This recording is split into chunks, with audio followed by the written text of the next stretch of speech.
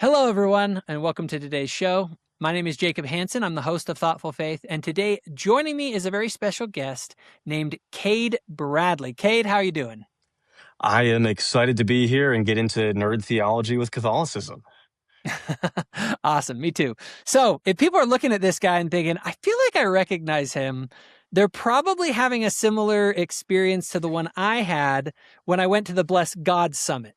Because when I was at the Bless God Summit, that's where we actually first met each other. Mhm. And I was like, I feel like I recognize this guy. And then I came to realize why. And I actually am going to show everyone, if you're okay with it, Cade, Of I'm going to course. show everyone the famous clip from where. Would you say this was your first big moment when people started noticing your channel?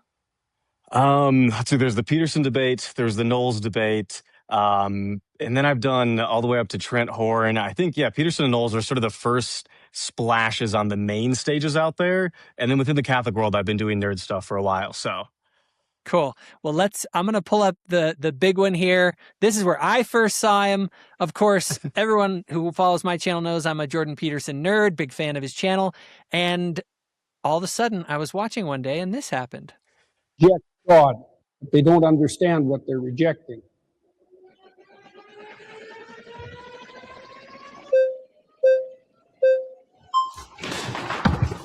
good afternoon, Dr. Peterson. How are you doing? This claim here that atheists know that don't know guy. what they're rejecting. My I background know is in him. studying to become a traditional Catholic priest, daily mass, daily rosary, going on long retreats, deep into the magisterium and biblical hermeneutics. Like I was thoroughly in it. And it seems like I do know what I'm missing. Is there something that I missed over years of study, both this issue formally and living out religion so deeply? Well, All right. We're not going to go into the whole thing, but there it is. And so real quick, how was that experience? Jubilee is a blast to go out to. They don't really tell us details of who we're talking to. Both with Knowles, I thought it was going to be someone very different than him. And then he walks in the room. I was like, hey, I know this guy. I've watched him for years.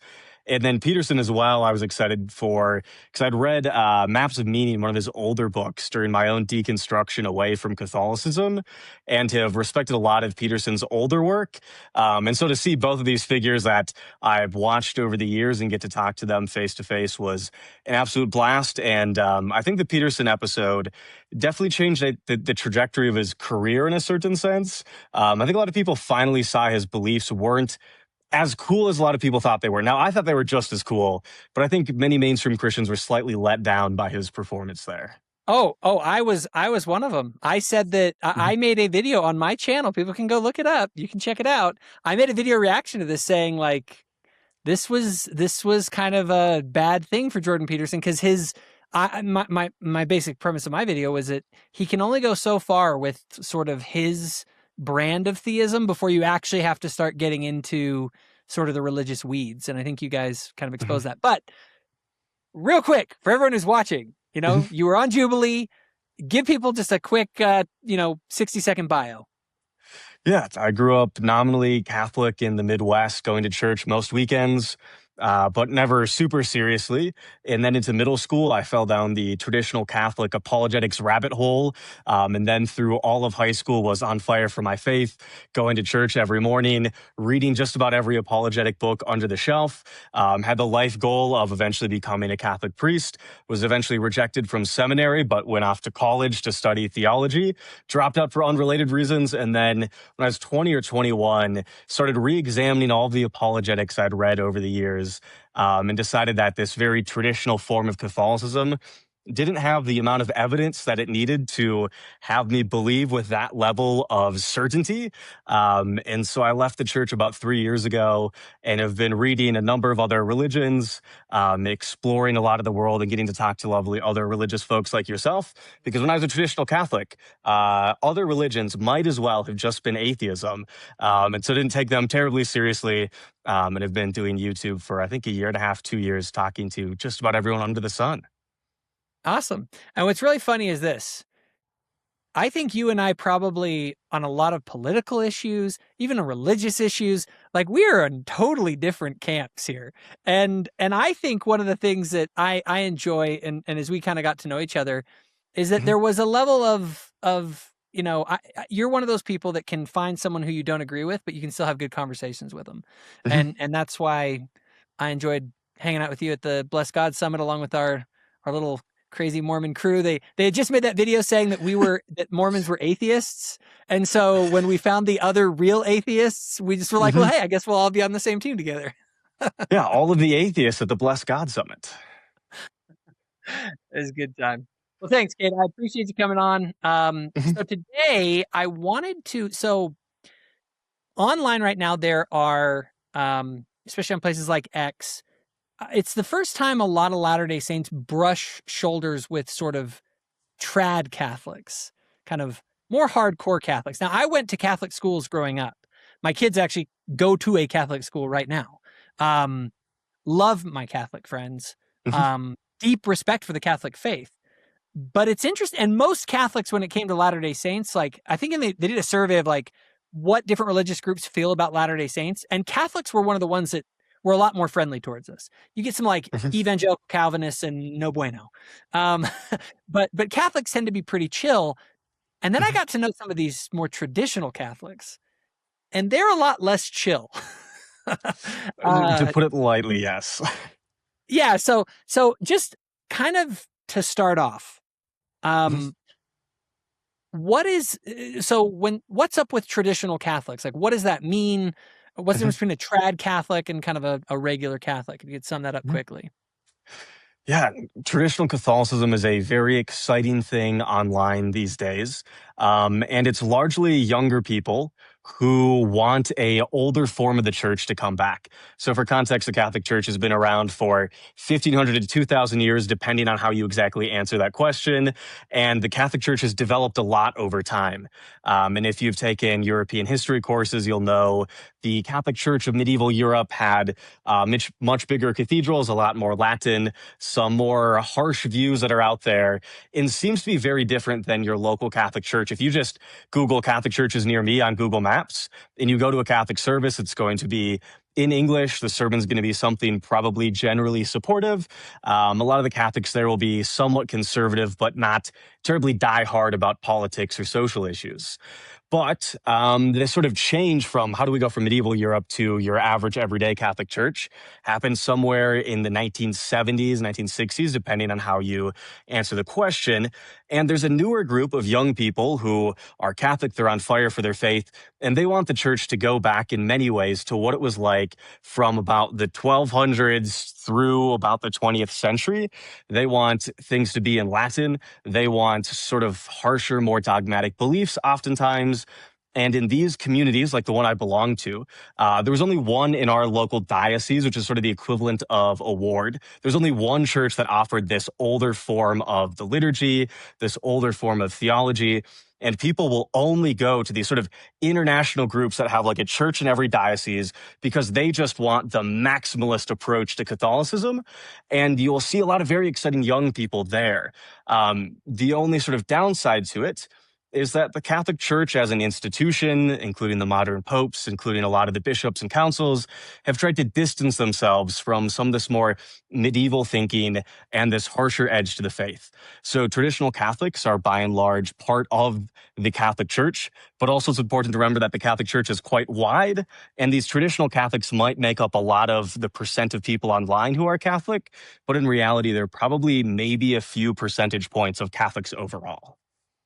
Yeah, I've noticed that myself because I've interacted with a lot of kind of your mainstream Catholics, and Mhm. they're very different than the Catholics I'm meeting online. And frankly, I've found that to be a good thing. It's been much Mhm. easier to have relationships with them. Now, I want to be careful here because you're an ex-Catholic, and a lot of Mhm. times people are like, "Hey, why are you talking to ex-Mormons versus active Latter-day Saints?" Mhm. Totally get that. I've talked with plenty of Catholics. I'm a huge fan of a various range of Catholics, to be honest. People Mhm. like, I'm a huge fan of Bishop Robert Barron, for Mhm. example. Obviously, we have our disagreements, but and Trent Horn and I are good friends. And I would say, by the way, where would you place Mhm. Trent Horn? You wouldn't consider him like a trad Catholic? He's a conservative Catholic, but like Yeah, trad Catholic is like farther than conservative Catholic. yeah. So there's The difficult thing with these conversations is that the terms get debated as much as the debates are about the terms. So what actually qualifies someone as a traditional Catholic? They're generally going to be someone that attends an older form of the Mass, so it's going to be largely a Latin Mass. There are forms of the Catholic Mass, like the Byzantine liturgy and other languages, but generally a trad Catholic is going to be someone with an affinity for the Latin Mass. Oftentimes, they're going to be more interested in their theological approach to theology from like the 1200s to 1700s. Whereas someone like Trent Horn, my understanding is that he goes to your average sort of Catholic parish that's in English. He's certainly very conservative on social issues. He's even more conservative than the official sort of stances of the Church of Jesus Christ of Latter-day Saints. So Trent is Yeah. I would imagine, your right, but he's very much a moderate within the Catholic world. He gets a lot of flack for saying that women should vote and that Black people should still be able to vote. He gets flack for saying that women should have equal rights. Wait. Hold on. Pump the Mhm. brakes there. Wait, are you saying that amongst traditional Catholics, there's like a sizable amount of people who don't think women or Black people should vote? Yes, there is a much larger than the rest of the population percentage who do believe that women either shouldn't retain the right to vote, or at the very least, we need to return to a sort of one family vote system in which every family that owns land gets one vote with the man as the head of the household.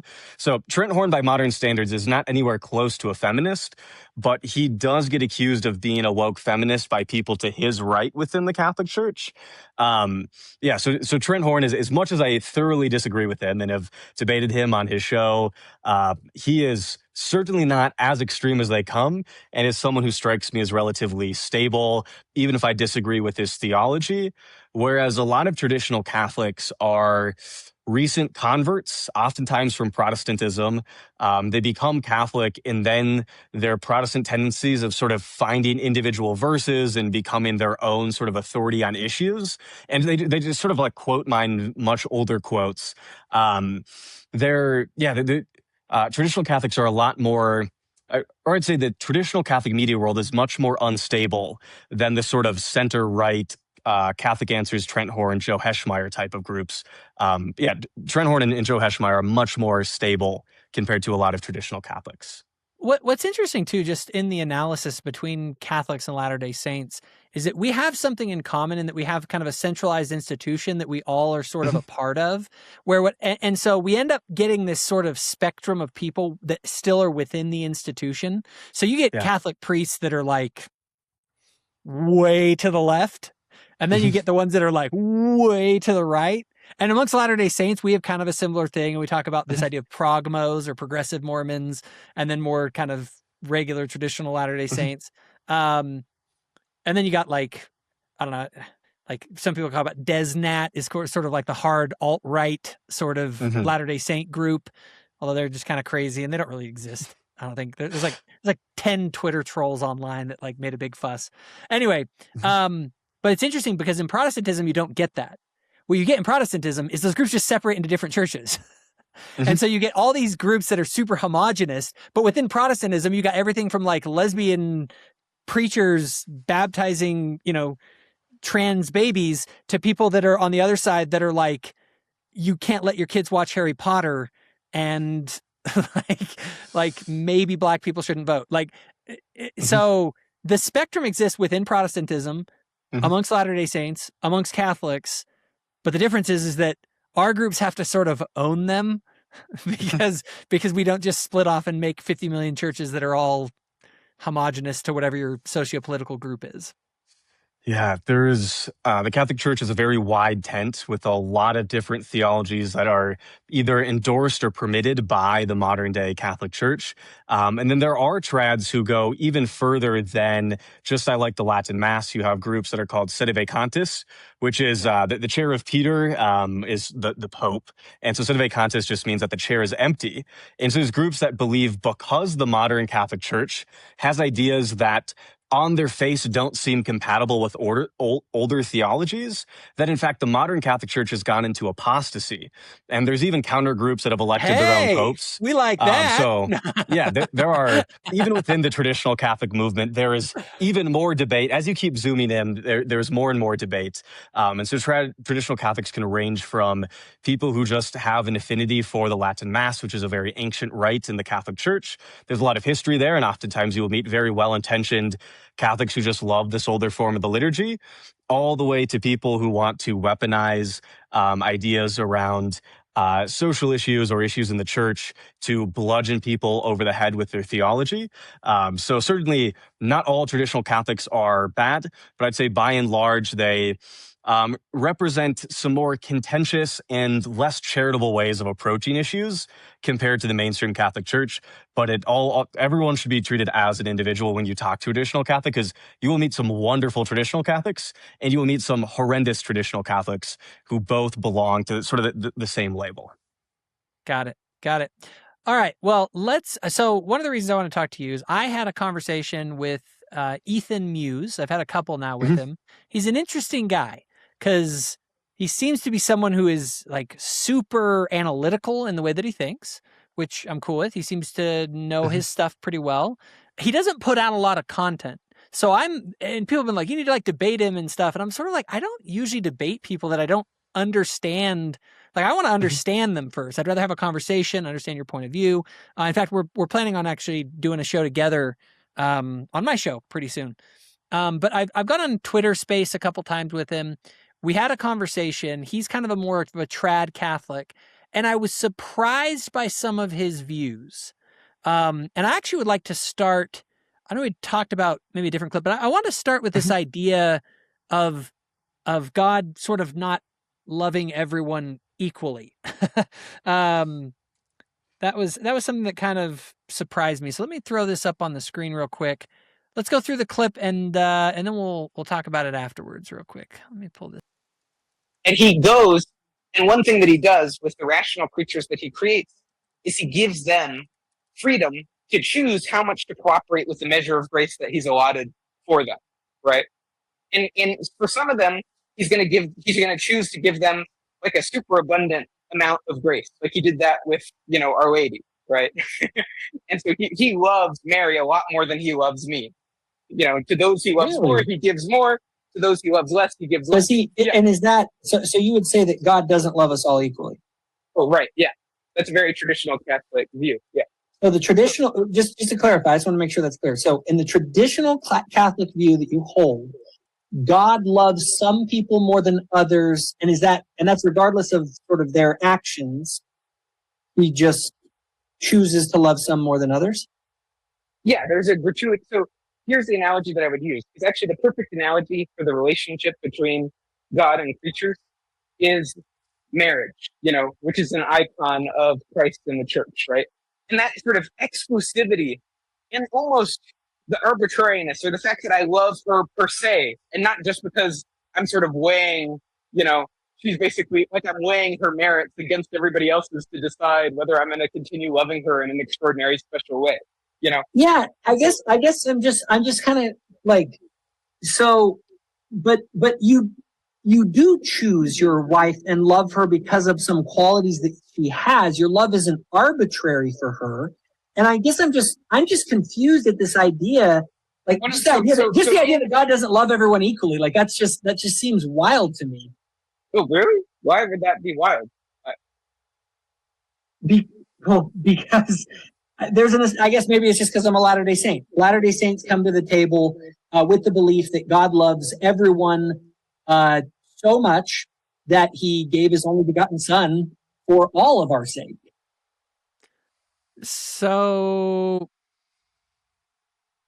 yeah, that was kind of interesting. So is it the traditional view that God just loves some people more than others, not based on anything other than his own choice? It is certainly a historic understanding in Catholicism, but the question is it a currently authoritative teaching? So if people aren't familiar with how the Catholic Church teaches, there's sort of a lot of documents that go into what is Catholicism. When your church is allegedly some 2,000 years old, you're going to have a lot of documents. You're going to have a lot of ideas that have come and go over time. And so there's sort of a few documents that Catholics are working off of. One, there's this green book here, which is the Catechism of the Catholic Church, which I believe came out in the 70s and 80s. And it's sort of the bishops from across the Catholic world working in concert to enumerate or lay out what are Catholic teachings. But parts of it have changed, such as on the death penalty. You also have a lot of traditional Catholics are a big fan of this other very, very massive book called the Summa, which is written by Thomas Aquinas in the 12 or 1300s. And it is, to put it lightly, this might show up on the camera, a massive textbook. Like, this thing I've read some of the Summa. Anyone who says they've read all of the Summa is lying to you. Yeah. Well, I know a lot of traditional Catholics who their life goal is to read the entire Summa in Latin, which it's barely readable in English. So I don't know why reading it in Latin would actually be particularly helpful. But this is all to say that I think my friend Blake Osler, who is a Latter-day Saint, I think he read the Summa in Latin all the way through. Yep. That is one of the most impressive things that can happen out there. Because it's, in English, it's complicated enough. And so this is all to say that Catholics love to say that there's an authority structure in the teachings. There's sort of ones that are revealed by God and you can't disagree with about. There's the ideas that are authoritative but don't come from divine revelation. And then you sort of have documents that you have to agree to, but they seem that they can change over time. And then you just have sort of theological speculation, which is people just saying things that sort of make sense. The complicated thing in this is that the Catholic Church doesn't have a very clear way to distinguish what level of authority a particular document is. There's a lot of words that are said to like, this probably means that it's this level of authority, or like things can move from each of the levels. And so as an ex-Catholic, I don't have a dog in this fight, which means that I will admit that the modern Catholic Church can teach one thing, and there can also be a historic understanding somewhere in the Catholic tradition that is at odds with it. And I think this idea is poorly communicated on Ethan's end for a few reasons. One, he doesn't first caveat that the modern Catholic Church's understanding is that God desires that all men are saved. God, like the first paragraph talks about God out of his grace and out of his goodness decided to make all of us and loves us thoroughly. So he desires for all of us to be saved. And the modern Catholic Church is very strong on the fact that God loves everyone. Now, this sort of understanding with does God ever or love people differently is more about how much grace does God give someone. And I believe it was St. Mother Teresa that gave the analogy of God's going to fill all of our buckets up to the rim, but sometimes God may give someone like a 5-gallon Gatorade bucket, and God might give some people a sort of like 1-gallon pitcher, and other of us might just be like red Solo cups. And so God loves us in that 100% of our ability and capacity to love God will be fulfilled.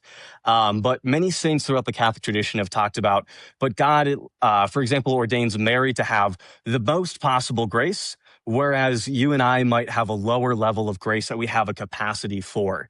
And pretty much all of that theology fits into this has been okayed by the church, but it does not seem like the modern Catholic Church has fully endorsed this view of God allotting different amounts of graces and predestining people in different ways. The modern Catholic Church, from our Green Catechism, is going to say that God loves everyone equally, and the much longer book by St. Thomas Aquinas seems to go into this theology a little bit more, but it's sort of my own opinion that Ethan is not fairly portraying or communicating to the audience if this is a belief that Catholics must believe, or this is a belief that he holds, or this is a belief that the church has 100% like endorsed as authoritative. So that was a long volley of ideas. I'm happy to clarify anything in there if I didn't actually get to the original question. No, that's very good. So, and I think that's fair. I don't think there's something like, I actually like that cup analogy. I think that's very good but that ultimately is dependent on us, right? It's how much are we able or willing to receive. He'll fill everyone's cup as much as they're willing to. Like the Latter-day Saint perspective, that's basically it. It's like God is trying to fill you up as much as you'll allow him. until like there's no limit to that in sort of our view. An And so internal increase. correct. Interesting. So anyway, it'd be interesting to hear how Ethan might clarify something like that. But I think that's a fair explanation. And I want to clarify something is because I heard him say things, and I want to make sure of two things. One, is that actually what Catholics believe? And number two, or like, is he explaining it poorly? Or number three, is he representing sort of a trad Catholic view, and other Catholics aren't necessarily, they don't have to be on Ethan's team for some of the more, I think, extreme positions.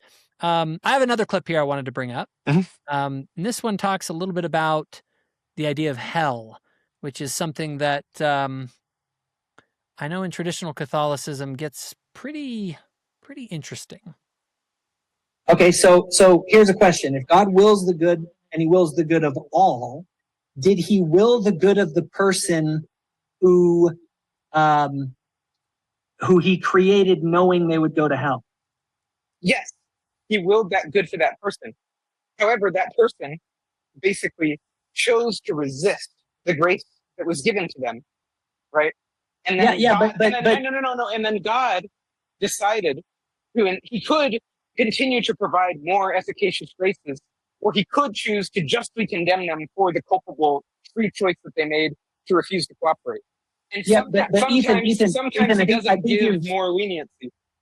Hold on, I think you missed the point here. He could choose just not to create the people who would rebel against him and end up in hell. He knows before he creates them whether they're going to rebel or not. So why wouldn't he just not create them? If he will, you have to admit, real quick, let me just finish the point real quick, and then you can respond. Like, the Bible's very clear that it says that it is better that some people wouldn't have been born. It would have been better that they never would have been born, that they never would have existed. And so if God wills the good for every man, then that would preclude his ability. He's not willing the good of people that he knows beforehand. It'd be better if they weren't born, but I'm going to create them anyway. So that's what I mean? Well, I don't agree. So you actually think that God wants some people to go to hell? That's part of his plan? Well, it is part of God's plan that the vast majority of people go to hell, yes. But Okay, I'm going to stop at that point on that one. Okay, couple things there. The vast majority of people were created knowing that they would go to hell in Catholic theology? There are a lot of traditional Catholics that are enthusiastic in communicating that idea. If we think about the miracle of Fatima in 1917, I believe, which is when Mary, the mother of Jesus, was said to have appeared to these three Portuguese children. She had a number of sort of prophecies for the world, is this how the story goes. And one of the quotes that's alleged to have come from Our Lady of Fatima is that souls are falling to hell like snowflakes. And then she specifically adds, because of sins of the flesh. But certainly in the history of the Catholic Church, if you were to survey people and like, what percent of people do you think are going to hell? From a lot of Catholic history, you're going to hear overwhelming numbers, 90, 95+% of people. You have entire sermons on the fewness of the saved, all the way up to, through 1917, talking about how souls are falling to hell like snowflakes. In a lot of medieval documents, will talk about anyone who is not subject to the Roman pontiff. There is no way for them to be saved. The Council of Florence reaffirms this quite clearly. Yeah, I was just a quick comment on that, because my understanding was like the whole Protestant Catholic divide used to be a big time heated issue, because the idea was if you're a Protestant, you're going to hell. And now it's sort of like, you're a Christian, you kind of just a different way. And I've always been kind of confused by that, because my understanding of the dogmatic teachings of the church, when I say dogmas, Latter-day Saints, like the things that are affirmed by the Pope as sort of infallible through the councils, that it said that there is no salvation outside of the Catholic Church. Is that correct? I mean, is it the position of the Catholic Church that there is no salvation outside of the Catholic Church? That is still the modern position, but the question becomes, what do we mean by outside of the church? It's very like Jordan Peterson way of like, what precisely do you mean by outside? And the answer is that the Catholic Church and God can work outside of the visible church, but nonetheless, the salvation still comes from the church, even if it's not apparent.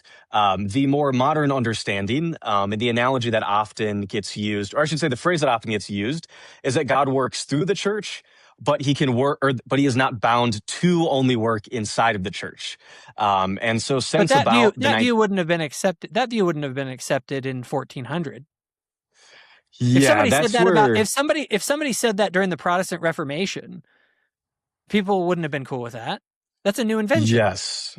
So that's where me, as an ex-Catholic, I'm just reading these documents, and I don't see a way to easily harmonize the statements of this idea of like, dare we hope that all men are saved is a more modern Catholic idea, which is like, or even Pope Francis has been quoted along the lines of, I hope that hell is empty. That's not a theological fact, but that is merely my sort of hope.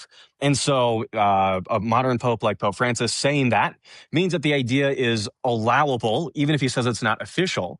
I don't see an easy way to reconcile that progressive of a concept with how absolute the language is from the medieval period.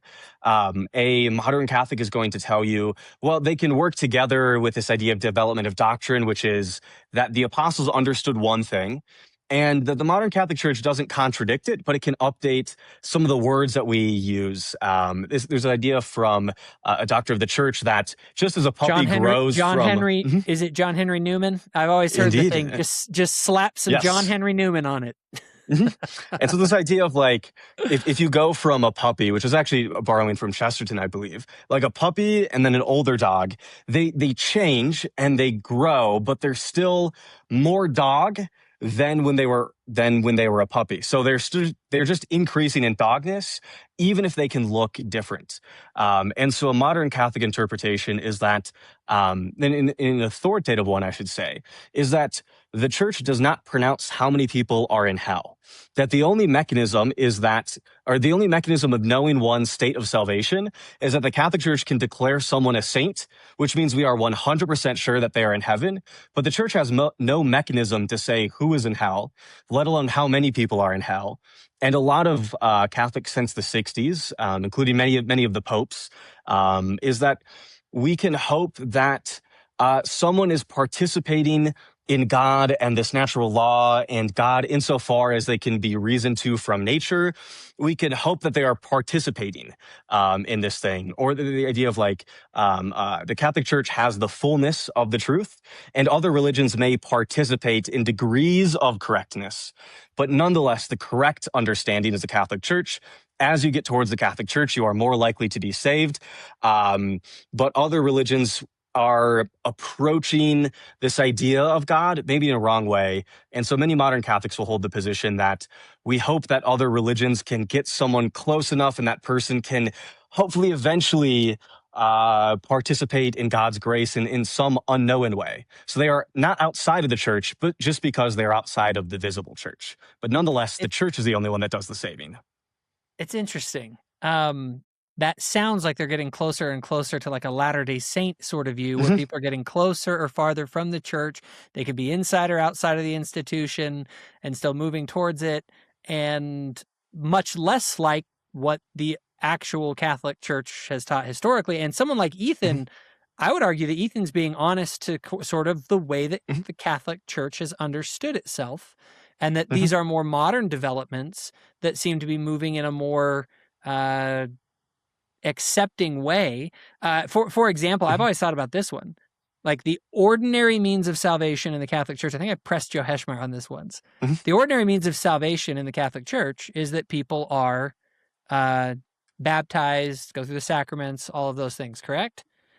And then there's the question, okay, well then how many people didn't ever receive the ordinary means of salvation? Well, the vast majority of humanity. Well, let's say there's 1 billion people in the world that have gone through the Catholic rites in the history, or let's say in the history of the world, there's been 20 billion people. I'm just going to use random numbers here. These aren't correct. Let's just say there's been 20 billion humans on the earth.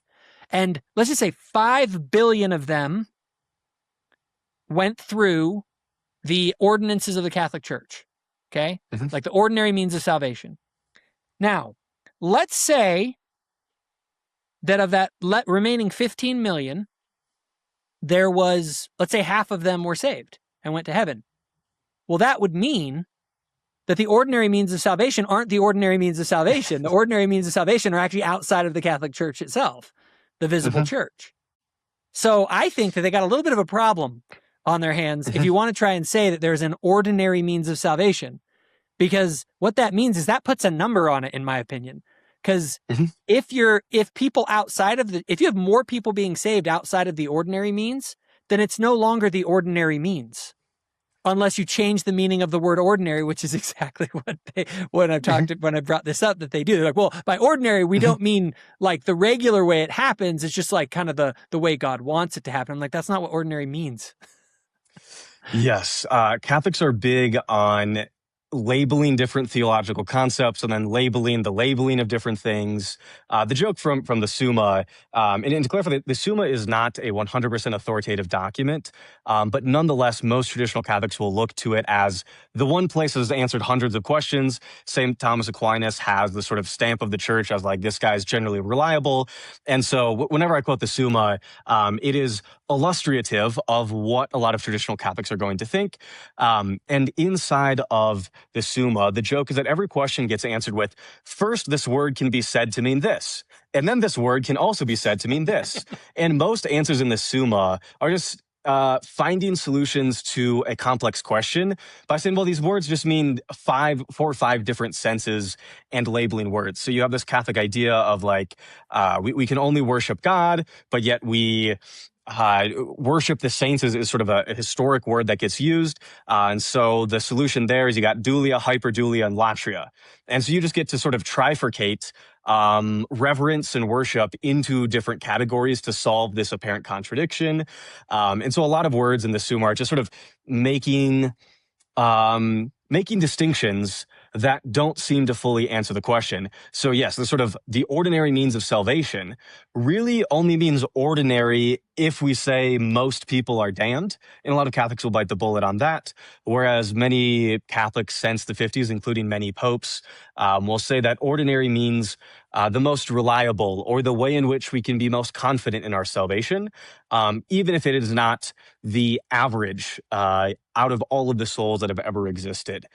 Because you have people like, I believe it's St. John Chrysostom has a long passage looking at, I think, like 10,000 people in his local city, and his numbers come down to less than 100 of those people will go to heaven. I forget the exact number, but I believe it's into the low double digits out of some 10,000 people will go to heaven in sort of his view of the world. And so Catholics are not bound to believe that per se. But I think there are many many modern Catholic thinkers who sort of just steamroll the fact that for the majority of the church's history, the going idea, the sort of going rate of who goes to heaven is maybe single digits at best. And even of that, most priests and most laity and most everyone is going to hell would be the position if you asked someone at the Council of Trent. That's wild. And Ethan's just like, yep, that's it. Another interesting sort of question around this subject is just like, you have the Summa. I mean, it's enormous. You have the Catechism of the Catholic Church. It goes into every crazy thing you could ever imagine. And what's wild is like Latter-day Saints look at that and we're just like, what? Like they're not, and I'm a theology nerd, so I like to get into all this stuff. But the reality is that Latter-day Saints, I don't think, realize how different their sort of worldview is than that of like the creedal tradition. Because the way that we view the creedal tradition is because back then they had a problem to solve. Their problem was, what do we believe? Because our beliefs are ultimately the thing that, like, if you like that's what determines if you're a Christian or not, right? Whether you're Orthodox, whether you're heretic, you have all this in the earliest centuries of the church, you have a ton of different sort of ideas, and they had to kind of be like, okay, well, what ideas are actually binding on us as believers? And so it created this culture, so far as I can tell, a culture of obsession with belief. Do you fit within the orthodox belief? And orthodoxy became the big thing, right? And then the Protestants, entire Protestant churches are just built on, we have a different belief set about some freaking random issue that like nobody cares about. But it's like their identity is built on it. And so Latter-day Saints look at this and we're just like, we have like 5 questions that we like ask people, and they're really broad. Like, do you believe in God? Do you believe in like Jesus? Do you believe that the church has been restored? Like, right on, like you're in, that's all you got to believe. And then it's all about like practice. It's like, are you willing to commit to a certain life? Will you keep the commandments? It's very ethically focused. And a lot of people talk about orthopraxy, although I heard someone who brought up something that I thought was even better. He's a convert to the church, and he called it orthocardia. And I thought, it's your heart being right, because orthopraxy, right practice, orthodoxy, right belief, orthocardia, right heart. Is your heart right? Is your heart really truly committed to love God and to love your fellow man? Now, I'm not saying beliefs don't matter. I'm not saying practices don't matter. I'm not saying that. But it's sort of like the order of operations. Like, especially in these more traditional groups or in certain Protestant groups that get really fundamentalist, like they just hammer away on like the most, like they are debating like the meaning of words upon words. And if you're not, like, that's why Latter-day Saints can't stand the doctrine of the Trinity. It's like this crazy freaking doctrine that no one can even understand or explain. We're told that we go to hell because we don't accept it. Even though it's like not taught by Jesus, like it's just like this doesn't seem to make any sense to us whatsoever. But like, well, you're worshiping the wrong Jesus. It's like, well, you guys aren't even worshiping the same Jesus when you get down to the nitty-gritty. Like, and so there's just this idea, like the whole like I like to do these theological conversations because I'm a nerd, but I don't actually believe that they're that important when it comes to salvation. Like, I believe God cares, like, where's your heart? Do you love him? Do you love your fellow man? Are you seeking light, goodness, truth, beauty? Like, if your heart is set on those things, like, I'm not saying that like intention is enough. Like, intention ultimately will manifest in like real change, real repentance. But like, that seems to be, and real seeking of truth, which is fine. But I think we create these sort of ridiculous, sort of arbitrary lines around it. And I think in these traditional groups, like really, even amongst Latter-day Saints, like, again, there are things that are very clearly taught in Scripture and by Christ. Like, I'm not some wild person that thinks you can just, hey man, just as long as you like feel good. Like, it's like, no, like there are things that God has actually revealed, but I just feel like the more traditional side of things, they get really obsessive about this stuff in ways that I think is just, I think it looks pharisaical. It looks much more like the scribes and Pharisees than it does like the Jesus of the Bible. There's a sort of running joke that cradle Catholics, like people who are born in Catholicism, vote for whoever they think the best candidate is, and all of the converts only vote for Republicans. The idea being that for someone born into Catholicism, who's lived their life in Catholicism, you sort of realize how vast the Catholic Church is. And you learn about the various historical periods of the Catholic Church. And there's this understanding that the Catholic Church is authoritative because it grows, because it changes over time, because we are not the same church as we were 1,000 years ago or 2,000 years ago, which then means people who are born Catholic are often much more comfortable with this idea of like, I don't know exactly how to harmonize Pope Leo or Pope Francis's statements with Alexander VII or something. But you go, we are sort of part of this institution, this living, breathing institution, and we're going to sort of submit to the Pope is quite a Catholic idea. Whereas a lot of these converts, which my guess, I'll put it this way, out of all of the traditional Catholic YouTubers and influencers out there, I can't think of any off the top of my head that were actually born into Catholicism and have stayed Catholic. Almost all of them are converts, which I don't want to say is a bad thing for people to convert to a religion, but it doesn't often give you the most balanced view of what does it mean to be Catholic if everyone is a convert, like 100% of people have come in.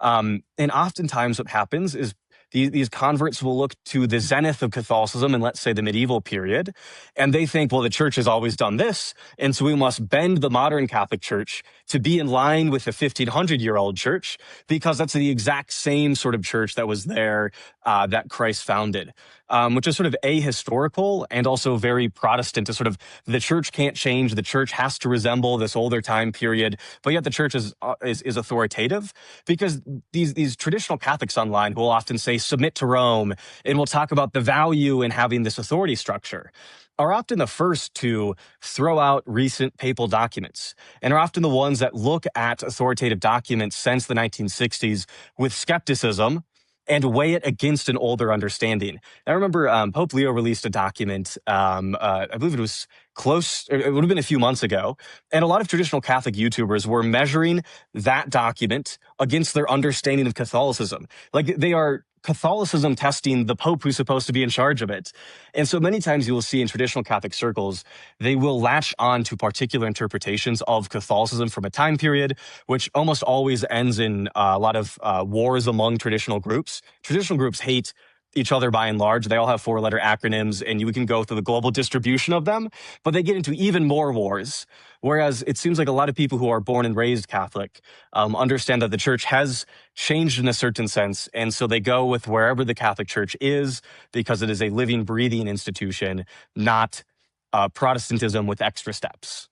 So it's funny that you mention this, because I look at the landscape around it, and even among, like, Latter-day Saints have a very different sort of setup, in the sense that because we believe in sort of ongoing revelation. Now, granted, we don't believe truth contradicts itself, right?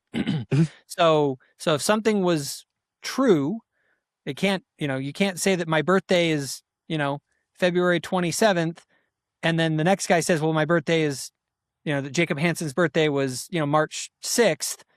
Like, either both of those are false, one of them is true, or the other one's true, right? It's like, you can't have it that way. And so there's a certain aspect of things that shouldn't change if you actually are dealing with an institution that has certain truths. But there's a different thing. Latter-day Saints believe in ongoing revelation. We believe that the Lord can change certain, like, he'll command certain things in certain contexts that he won't command in other contexts.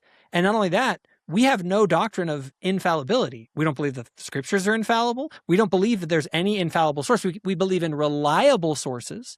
So in Catholicism, you have this different structure, right? Because we have something similar. I think it's actually pretty interesting, because we have, like, Brigham Young was talking with some friends and said something nutty, and it's like, okay, that's like the lowest level. Like, a church leader said something. Then you have maybe a church leader said something in an official function, like all by himself. Again, another level up, more reliable, but still not super reliable. Then you have, like, things that were said by the church, meaning the president of the church and the top authorities, which we believe sustain our doctrine, Quorum of the 12, they will all agree with it. That would be something that was considered a doctrine at that time, because it was affirmed and taught publicly by all 12 members. It was an accepted teaching of the highest authority of the church, right? But even we look at that and say, could that ever be wrong? Yes, we believe even that can be wrong. You can go to the scriptures then, which are even higher, I would say, than that. That is stuff that has actually been canonized, that has been recognized by multiple layers, multiple throughout history of the highest authority, that they held that these things were authoritative. So that's the highest level of authority, I think, amongst Latter-day Saints. As far as, I would say, sort of canonically, that's what it would be. Not ecclesiastic. There's some distinctions that would have to be made there. But because that entire chain is ultimately fallible, we can always be like, well, that might have been wrong. Now, that could say, well, I guess this isn't reliable then. But there's a difference when you have a standard of reliability versus infallibility. Because infallibility means if you can show one thing was wrong, the whole thing falls out, because that disproves your infallibility claim. Where for us, it's sort of like, people are like, well, what good are prophets, if they can make mistakes? I'm like, well, what good is your doctor if he can make a mistake? Just because you have a standard that is fallible doesn't mean it can't be reliable. And I always say, at the end of the day, I have to pick something. Like, what's my most reliable source for spiritual wisdom? If not what I call the prophetic tradition, which would include scripture and sort of this structure of imperfect but divinely ordained people that have been inspired by God to declare what he wants for the world. And so that's sort of the way that I evaluate this this sort of authoritative structure. Whereas for a Catholic, and this is where I think the traditional Catholics especially get into there's a kind of a conundrum, because how can you have anything that's infallible ever change? And then there's the debate, well, it wasn't really infallible.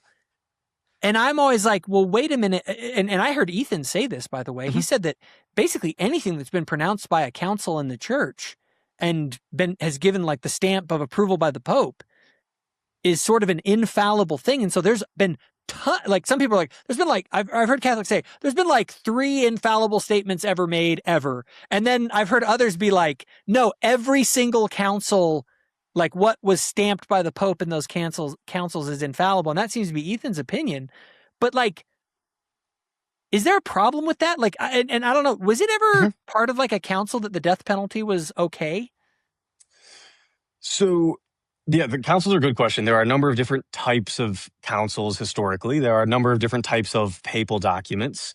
And there's probably the best way to explain this is that there's an article from Catholic Answers, which is sort of the leading apologetics and Catholic teaching ministry within the U.S. and apologetic circles. And they have an article about the levels of authority within the church. And one of the headers for the section is titled Signs of Infallibility. And they go on to discuss what are the words that seem to communicate that something is infallible. And I was reading this article and was like, man, if the only way to know if something's infallible is that we have fallible signs as to its infallibility, then we're just in the same position as we were before. My friend Kevin, who runs a channel called Kevin Non-Triad Catholic, goes a lot into these historical documents, and sort of labeled this the shell game, which is sort of a game that a street performer or a con man will play, in which he substitutes a very valuable looking thing for a cheaper thing. And in many ways, the Catholic Church loves to market itself off of, we have authority, we can settle disputes because of this authority-making apparatus, we can have certainty in things because we have been given the keys to the kingdom, and we had the first pope. But once you start really looking into it, Catholics don't universally agree on what are the levels of authority, what constitutes a document being at that level of authority, and then like there's no infallible list of infallible documents. So you're ultimately going to have to wade through a lot of documents, or you just go, whatever I'm taught by my local bishop and priest is sort of what I'm going to roll with. Which is why a lot of Catholic converts will talk so much about how when they were a Protestant, they couldn't sort out issues. They needed an authority maker. And I've seen time and time again these influencers convert to the Catholic Church for that reason. And about a year or two later, they start realizing and looking under the hood.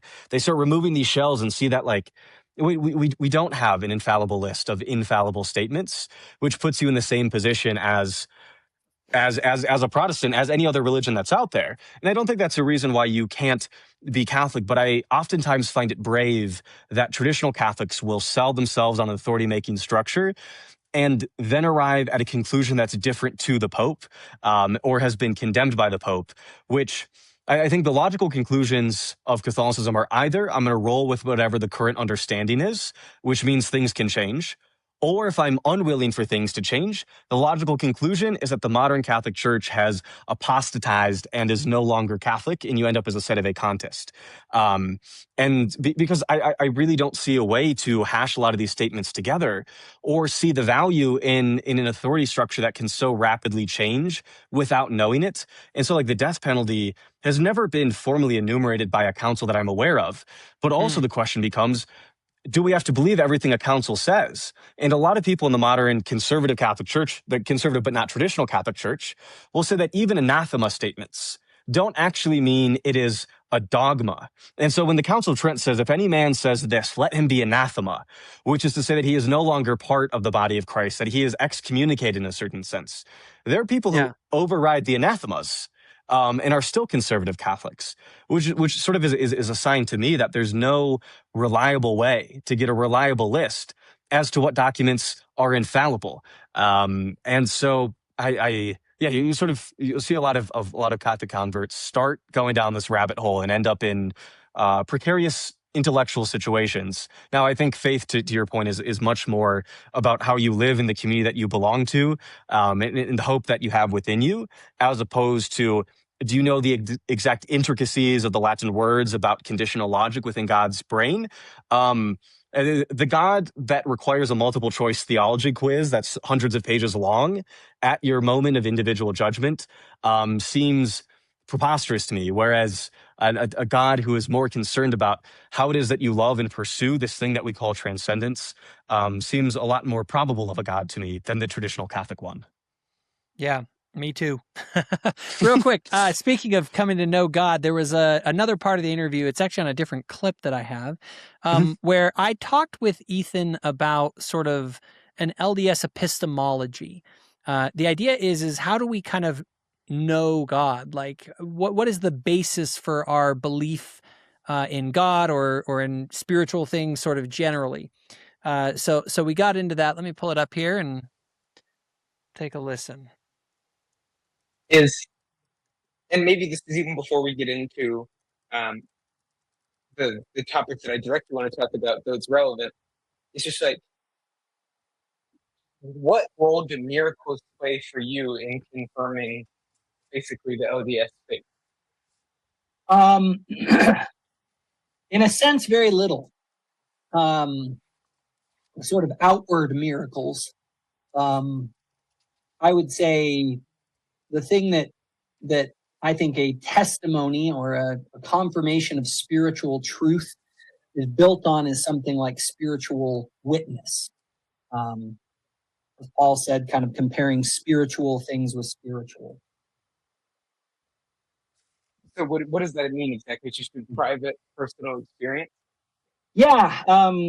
It's funny. Alex O'Connor talks about, it's actually funny because he actually sort of stumbled into the exact thing that that Latter-day Saints kind of teach. And that someone asked him, like, what would it take for you to believe? Like, if you witnessed a miracle, like, would that cause you to believe? And he said, no. He said, like even God appearing in front of you, you would, like, how do you know you're not hallucinating or having a dream? Like, is that sufficient to kind of, because people can have all sorts of crazy visions and be wrong because they're, who knows what weird physiological things are going on with them. So okay, so real quick, just to finish that point. So what he said was, what would confirm it for him? It would have to be some sort of a religious experience, something sort of transcendent, an encounter with God that spiritually is undeniable. Okay, great. Well, what makes, so for you, you've had one of these, I guess? Yeah, I would consider, I wouldn't say one of them. I've had multiple experiences over the course of my life that have spiritually testified to me to the truth of certain things. So what does that involve? What does it involve? Yeah, so I would. It told you 100% Mormonism is true. It's an undeniable experience. I don't know that. Here's the way I would put it. Okay, like it's like asking, how do you know that murder is wrong? Well, no, you could say you intuit that it's correct, wrong, right? Correct, and I would say that, now, you could say, but that's a totally different thing than a religious experience, right? No. That's what when I talk about religious experience, I'm talking about something intuitive. It's the same sort of thing. So you're just saying you have an intuition that Mormonism is true. I wouldn't put it in those terms exactly. It's sort of like, do you know that murder is wrong?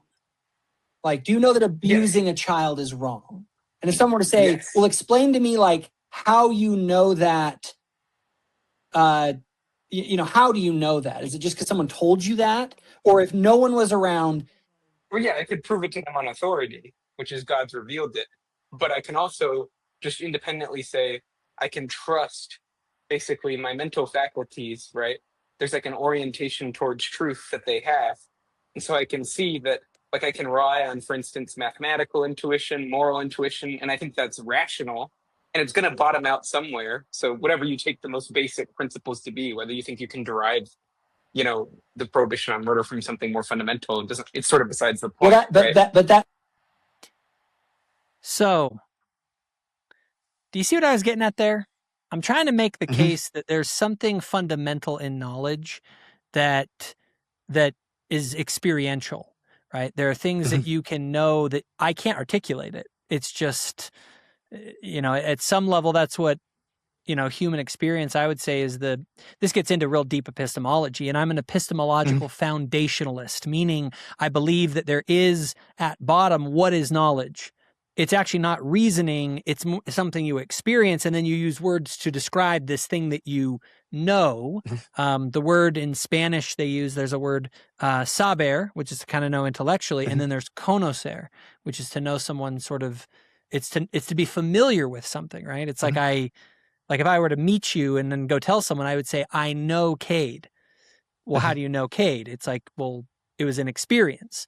And so I was trying to convey that to him, which he seemed to kind of take issues with, because he was trying to drive at, and he seems to drive really hard at this idea that miracles are kind of like the grounding of his beliefs. So anyway, I don't know. What are your thoughts on that kind of subject of religious knowing in the Catholic faith? Yeah, so I was just double checking in the Summa here. It actually starts out with St. Thomas Aquinas' 5 proofs for the existence of God, which are quite famous across Christian history. In the article that precedes it is talking about how it is that we know things. And Aquinas says that we can know things sort of a priori, as in like it's just everyone is on the same page about. And then there's the other standing in which we can demonstrate God through natural reason. And a very Catholic belief is that a lot of the ideas, or I shouldn't say a lot of the ideas, many of the ideas about God, one can arrive to through reason. So Aquinas quotes a lot of Aristotle. The church is able to recognize that people are able to, through reason, in the Catholic Church often calls reason, or faith is a friend of reason, which is to say that we can intuit or we can investigate that there is some sort of higher power that is up there, and some of the qualities like he must be outside of time, space, and matter. But even Aquinas admits that you have this other category of things that have to be divinely revealed, or they have to be infused into your psyche. A lot of the revelations about the Trinity, for example, most Catholics will say that we can't prove the Trinity from reason, but we can prove that a God exists. And so you have both natural reason and supernatural reason, if you want to call it that, or divine revelation. And so that's sort of how Thomas Aquinas approaches the question. The Modern Catechism of the Catholic Church describes it in paragraph 150 as faith is first of all a personal adherence to God. A person who says, I believe in God, this is an act of belief in the one true and living God, and then we are gathered into one. And so I put it this way, that what Ethan is saying is not completely out of step with positions that have been held by the Catholic Church. But I think a lot of modern Catholic thinkers, as well as myself, which are clearly two different types of thought, see that this sort of I can reason and debate bro type of mentality in many ways cheapens faith, because a more modern Catholic understanding is that faith is about being part of the communion with God, to pursue him to your best, but not get, a PhD level degree in every nuance about how Godheads work. And most modern Catholics don't require this sort of deep 7-hour deep dive into philosophy in order to practically live their faith and be good Catholics in eyes of the church.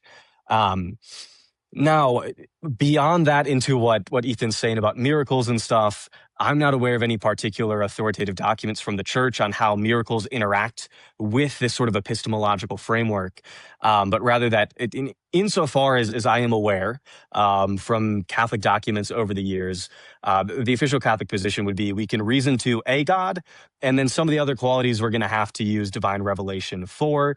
Miracles can be an aid into our faith. But in that clip, as well as if people listen to the whole conversation, Ethan goes into a lot of depth as to the mechanisms of how the mechanisms and qualities of what miracles mean what things, and the levels of deception that God would allow demons to possess. That is speculation as far as I've as far as I'm aware. And maybe another hallmark of how the Catholic Church teaches is that the Catholic Church often pronounces big statements that we must believe. But the exact mechanisms of how God works are almost never pronounced on because, I mean, a historic understanding of God is that he is a mystery. But nonetheless, there's this very long Catholic tradition of filling in the gaps about how does God work and the senses in which God can work. And so something like the Summa is going to include a lot of ideas that are deduced or deducted from these big statements that you as a Catholic must hold. For example, that God desires that all men are saved and that God knows all things, which would mean that God knows some people are going to hell. So how do you reconcile those two beliefs that you must have as a Catholic? The Catholic Church doesn't fill in the mechanism or what you must believe about middle knowledge, or Molinism was, I believe, from a Jesuit.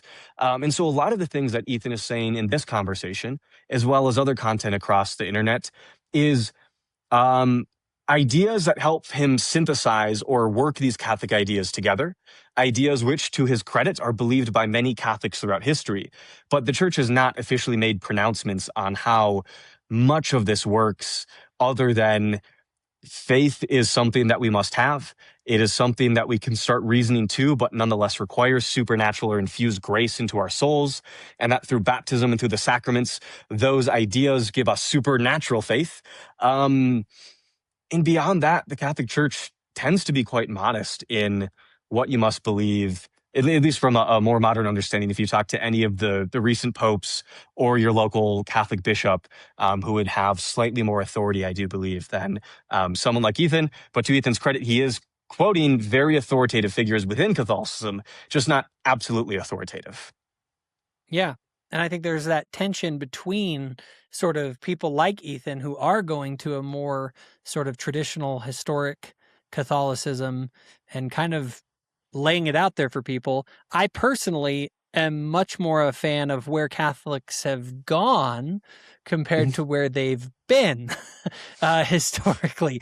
And as a Latter-day Yes. Saint, I view all of this through the lens of the restored gospel of Jesus Christ, and I evaluate the Catholic Church's progress in that light, not to go backwards. I actually think if you go backwards in Catholic history, you get a Catholic Church that is much farther from Jesus Christ than what I think the Catholic Church has done. And maybe the Catholic and I frankly I applaud the, like, hey, we're developing, we're we were a puppy and now we're a bigger dog. Like I appreciate that. Like, say whatever you want, as long as you're moving in the direction that's good. Like, I think that's positive. And I worry that people like Ethan, there are Catholics who think like, oh, this is kind of what it means to be a Catholic. And I'm kind of like, I'm very grateful that the Catholic Church doesn't sort of hold to that sort of rigid stuff. We're starting to get short on time here. Anything you want to go over before we start to close this up? One other thing that I would bring up, especially with Aquinas and talking about God's nature, is that he admits in the Summa that most of the ways that we know what God is simply a mechanism of knowing what God is not. So saying that God has parts, Aquinas reasons, would mean that he is not does not have the fullness of being, and thus we sort of intuit, or we sort of deduce or induct that God can't have parts, or that God cannot be physical, because to be physical would mean to be limited. And he talks about this via negativa is what Aquinas talks about, that we can rule things off, but yet our language cannot fully grasp the grandeur of God, that all of our words about God are only analogies, that even a proper understanding of God in Catholicism is that our language can only ever approximate the mystery and the grandeur with our limited human brains. But often I find that there's this drive in traditional Catholicism that everything must be defined, everything must be knowable, we must know the mechanisms to everything, we must have a black or white type of thinking, which certainly attracts a particular personality type. I remember I love having definitions about the world, and so when I was going into Catholicism, the traditional rabbit hole sounded really good because there's a lot of complex words and it gets to sound really smart. And to Ethan's credit, he has studied a lot of these issues, and he is incredibly smart. It just so happens that I don't know if the Catholic Church requires one to know all of the definitions to be a good Catholic. And I think from an outside perspective, as someone who has now left the church, that as someone grasps God and tries to box him in with language and understand the mystery of God and tell me the mechanisms of how God works, that in my estimation as an outsider, that entirely cheapens faith. Even though it can feel good from when you're inside of the church, we want definitions.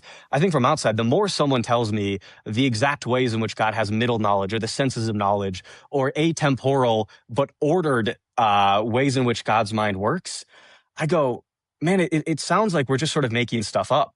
I was recently on PragerU for an interview, and the host, who's Jewish, was bringing up a quote from a rabbi that a God that I can understand is not a God worth believing in. And I thoroughly enjoyed getting to hear that quote, and I think sums up many of my own thoughts as I look into other religions as someone who is a self-described atheist. That traditional Catholicism can feel compelling. It can have this intellectual grandeur behind it. But the question is that compelling to someone who doesn't need definitions? I feel personally that cheapens God. It also seems to be sort of out of lockstep with a more a current day understanding of Catholicism, which sort of leads me into my main thesis about religion is that it's ultimately all natural, which, to harken back to Jordan Peterson, the reason why I always joke that Jordan Peterson made me an atheist is that he explained through a lot of his older work that all of the mechanisms, the psychology, the culture, the experience of religion can be explained through entirely natural ends, that it seems like religion is ultimately just the story of us as humanity, and thus we as humanity sit in the seat of what ideas do we want to have about God? Do we want the ideas that include all other people that are said to have been created by God? Or do we want to find the quotes in which God is vindictive and sends most everyone to hell and burns them alive for trillions of years on end? I think ultimately that decision is up to us, and that a Catholic who's getting into the faith has the tools to figure out which route do they want to go down. There are Catholic influencers that I know who support slavery coming back, and there are Catholic saints who have fought against slavery. There are Catholic influencers that will talk about wanting to throw LGBT people like myself in jail, and there are Catholic popes who are currently the Pope and the last Pope who want to build bridges and to reach people on the margins, the fringes, as it were. And so I think my sort of message to anyone who's listening about faith is that you have a lot of options in front of you as to how it is that you want to believe and to live out this beautiful thing which we call faith. And you are not beholden to the bad ideas. And any good God is going to give you the tools in your intellectual tradition to pursue whatever this ineffable thing is that we call goodness. Yeah. Hey, I agree with a lot of that. I would say, just to give kind of a Latter-day Saint perspective on that same topic, Latter-day Saints are kind of weirdly universalist in the sense that we have a very, like, in sort of a traditional creedal tradition, you look at other churches like the Catholic Church or whatever, or other religions, like they look at us. And have you ever seen that study they did on Latter-day Saints and other religions and how they feel about us versus how we feel about them? Okay, I'll summarize it. On every category, Latter-day Saints had positive feelings about atheists, agnostics, Jews, Muslims, all the way across the board. And guess what their feelings were towards us when you went the other direction? They all were negative. Inward. They were the exact opposite. In other words, what it said, and it's funny, on the Pew Research study, it said something like, Latter-day Saints like everybody else, but the reverse isn't true, or something like that. But what's funny is there's a reason why. There's a reason why it's theological. You see, when I look at a Catholic, I say, like, you're Ethan. My general feeling is you're actually helping. You're moving people closer to Christ, because we have sort of this not binary view of heaven and hell. We have this view of like, hey, well, how much, like, people are going to get what they want. We would like to offer you the fullness, right? We would like you to go as far as you can go. And that's what Christ offers. But we believe that other people that are outside of our church are, they're moving people closer. Maybe they're not taking them all the way, but they're taking them in the right direction. So we look at others like allies, people that are, if you want goodness, truth, beauty, and you're trying to bring more of that into the world, like, we're like, good job, you're doing something. Whereas for them, it's sort of like, a Calvinist looks at me and is like, if my child believes what you believe, they will suffer eternal conscious torment because they rejected the Trinity. And I'm just like, well, no wonder you guys don't like us. Like, I'm a threat. It's funny. I saw the Catholic Church in Salt Lake. They wrote this big, beautiful thing about President Nelson, how he's such a great guy. And I was like, that makes absolutely no sense. That makes no sense in Catholic theology.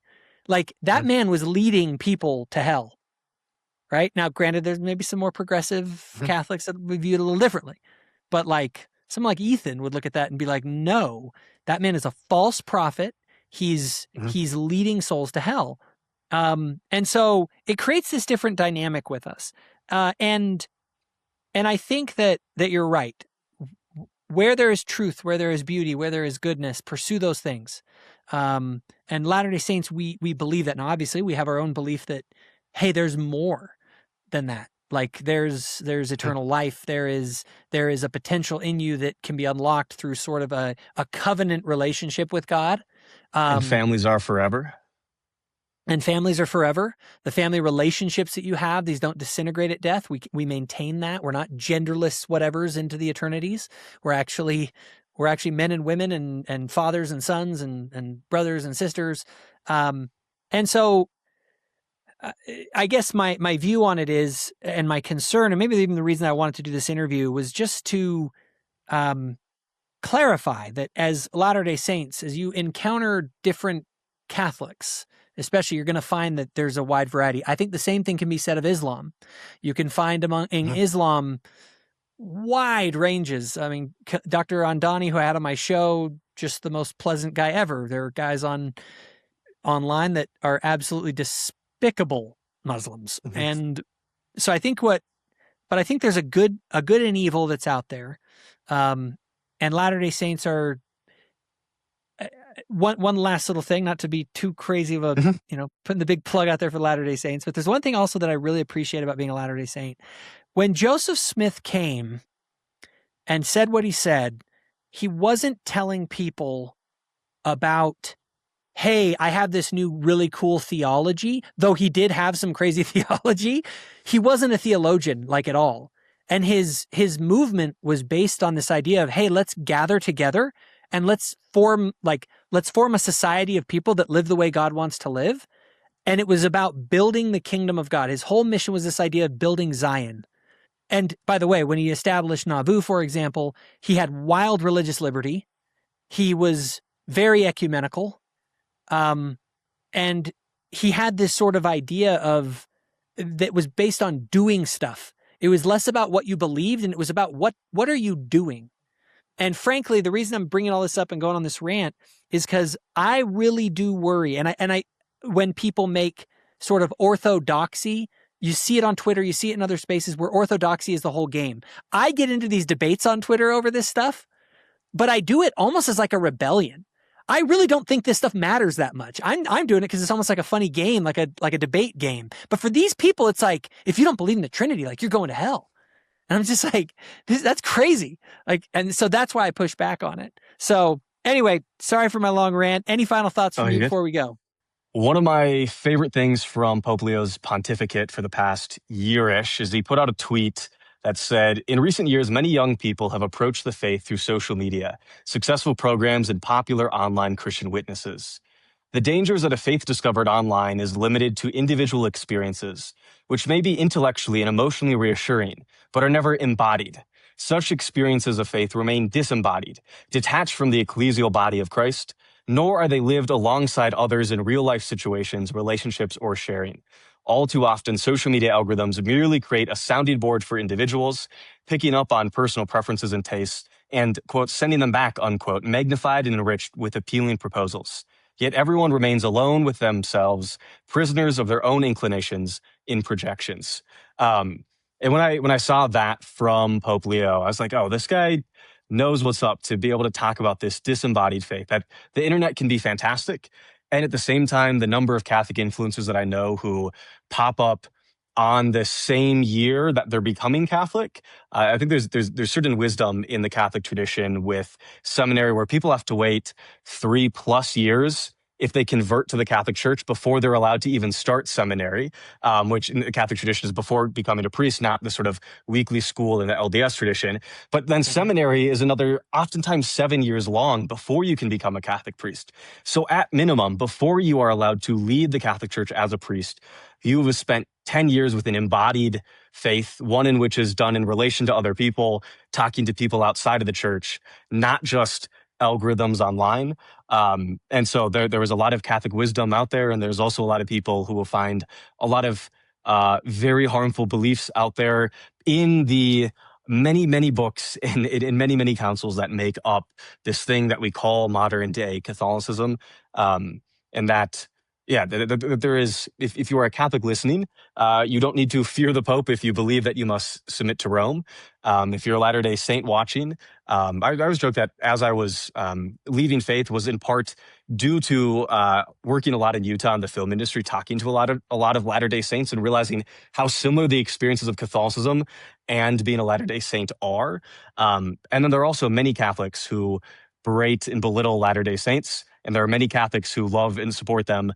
Catholics are just, there are as many versions of Catholicism as there are Catholics out there. Absolutely. Well, hey, I got to say, I wish our ex-Mormons were as cool as you as an ex-Catholic. Now that we have some great ex-Mormons too. I appreciate you coming on, Cade. Wish you all the best, and let's stay in touch and have more conversations in the future. Awesome. Thank you for having me on.